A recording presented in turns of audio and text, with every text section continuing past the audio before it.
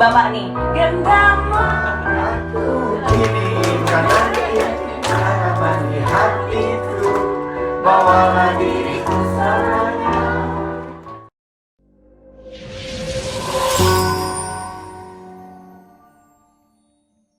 Ternyata pengusaha itu perlu selalu terkoneksi dengan yang membuat kita hidup, yaitu Tuhan kita.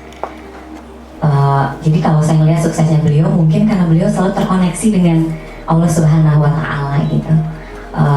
Kemudian yang kedua, bagaimana beliau dengan berinteraksi dengan orang lain. Jadi kalau saya WhatsApp beliau, walaupun beliau lagi sibuk, pasti dibales, walaupun delaynya lama.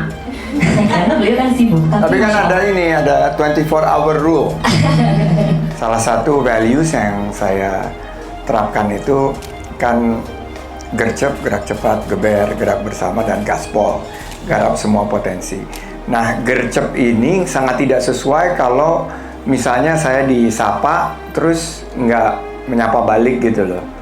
Jadi dari dulu memang dari sesibuk-sibuknya saya waktu saya pimpin perusahaan dengan 30.000 karyawan, saya selalu bilang ada 24-hour rule. Any part of communications, mau itu surat, email, dulu belum ada WhatsApp ya, dulu BlackBerry Messengers. Siapa yang tahu BlackBerry? Ketahuan umurnya soalnya.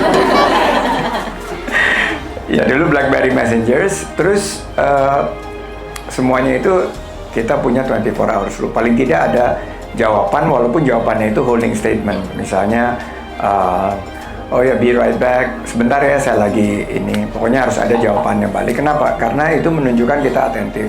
Nah, dari tadi saya makan sour cell ini bro. Ini sehat kan? Lebih sehat dari es krim.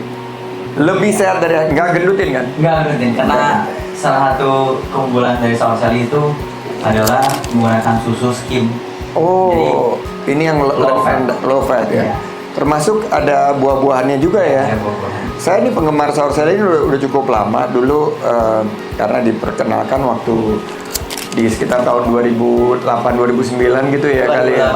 2008 dan sudah pasang. Ini udah 15 tahun dan tantangan terbesar apa yang 15 tahun ini yang pernah dihadapin sama Sour Sally dan akhirnya bagaimana bisa bangkit solusikan dan kira-kira tips apa yang bisa dibagikan? Jadi sebelum kita memulai, kita pahami dulu konteks F&B industri itu sebagai apa gitu. Menurut saya, dari pengalaman saya selama 15 tahun, apakah Sour Sally pernah jatuh? Apakah Sour Sally pernah hampir bangkrut? Pernah. Jadi Sour Sally tahun 2011, 2012, 2013 sempat mengalami kejatuhan. Kenapa? Karena memang bis F&B itu terdiri dari 3 fase. Ya kan? Jadi fase pertama ketika kita memulai, itu yang dinamakan fase viral. Nah, sekarang kan populer banget ya.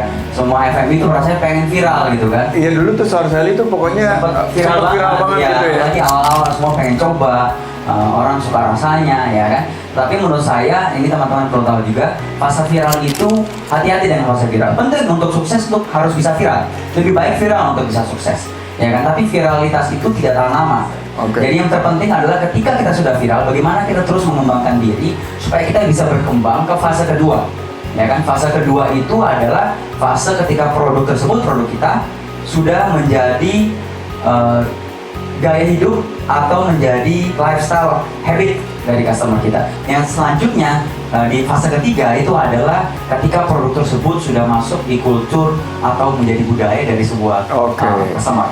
Oke, tepuk tangan dulu nih buat Mas Doni. Jadi ini tadi ada dari kuliner ya. Kuliner ini 43% kontribusinya ke ekonomi kreatif kita.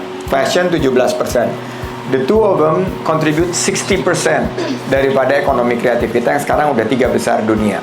Nah, kalau kita ini bisa buat solusi-solusi seperti ini, baik di kuliner maupun fashion, kita cepet banget nih. Ekonomi kita ini akan berkembang besar dan kita bisa menjadi tuan rumah di negeri sendiri.